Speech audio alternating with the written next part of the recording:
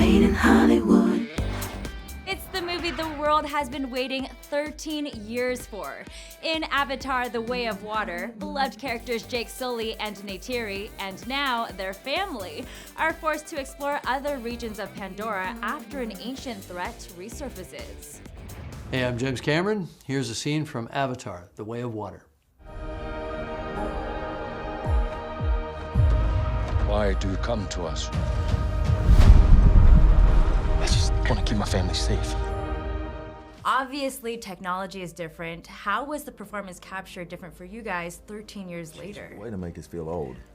Me too. I mean, we all aged together. Super young back then. Me No, too. I mean, at least for me, when it comes to the level of performance, it doesn't really affect it. We're gonna give 120%. We're gonna do our training. We're gonna do all the research that we have to do in order for us to, help our characters.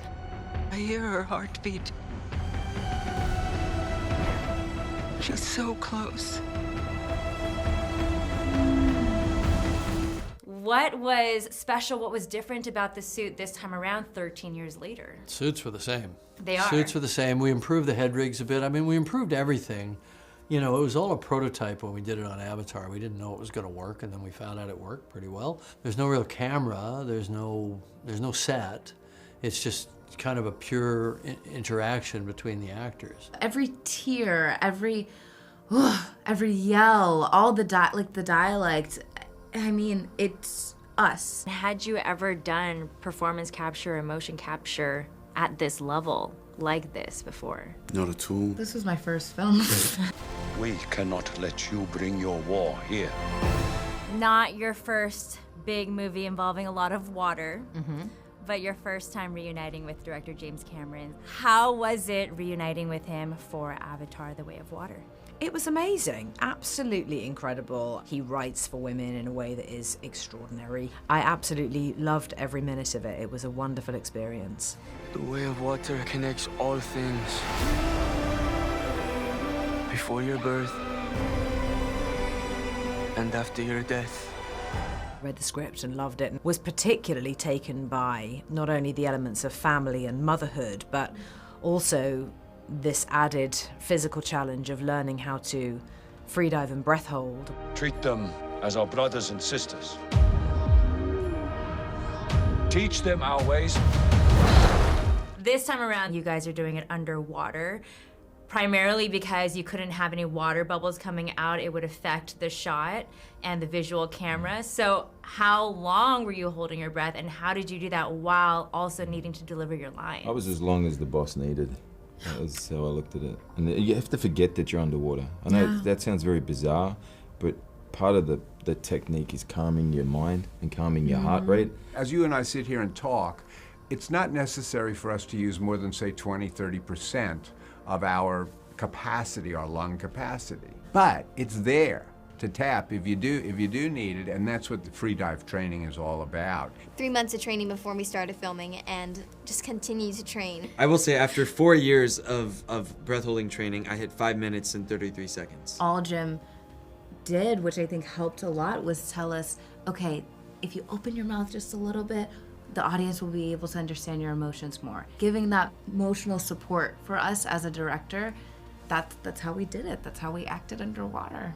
Once we went through the training and you practiced all of your tools and you were down there, it became a quite peaceful experience. That gave us like a because no one could talk as nobody well. could talk.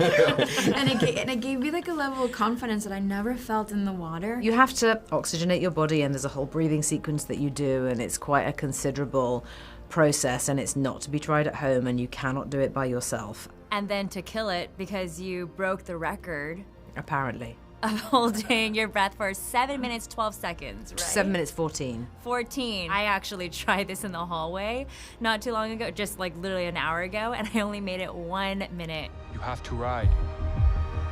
Let's do it.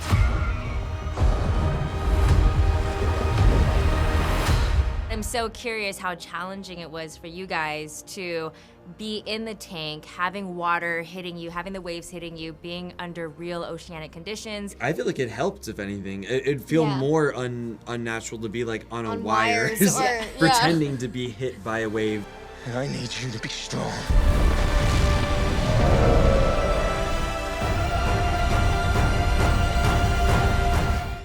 remember watching the screening of Avatar in 2009 and thinking, oh my God, this movie looks amazing. I had never seen anything like it. Right. How could it possibly look more real? And here we are 13 years later. I felt like I was actually in the movie. It did Good. feel so real. Good. And I'm just so curious, what does that mean for the next 3? So if we're talking 2024, 26, 28, Yeah. by 2028, what does that film look like? I think over time we'll shift from the novelty value of being in the world. We can assume that, right? You walk in, you sit down, you can assume it'll be immersive because that's our baseline. It's really about how much do I care about these characters and where's this story taking me, where's this journey taking me. Strong heart.